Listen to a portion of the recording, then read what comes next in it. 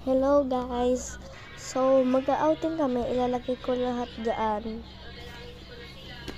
Tapos yung may Miguel, ayun nga pala. So, yung mag-outing, mag-swimming kami.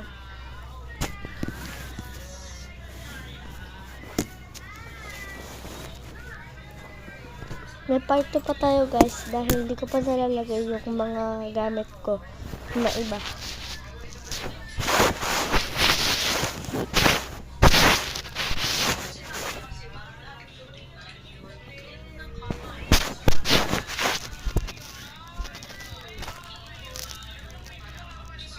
So yan, panglagay pala yan sa ulo.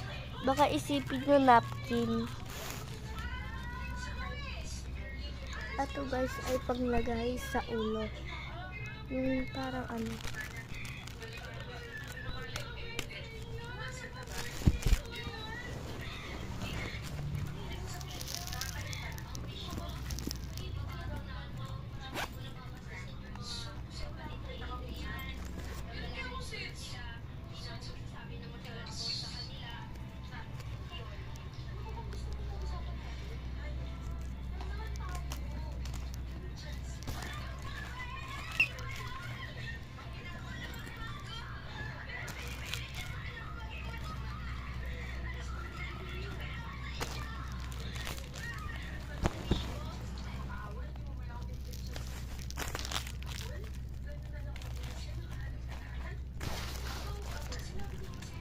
So, marami pala akong pang-ulo na yon.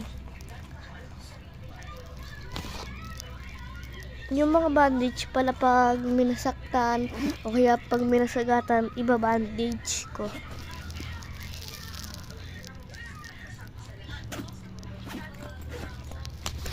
Ito pala pang tapal sa ulo, pang nilalagnat. Baka si ate kasi pumunta doon sa swim. Kasi may si ate may lagnat. Baka makapunta. Pag may sinat pa siya, ilalagay ko sa ulo. Ang tinutukoy kong ate, yun ang girlfriend ni Kuya. Ang pinakamabait. Kahit onting sugat na, nag-aalala na siya.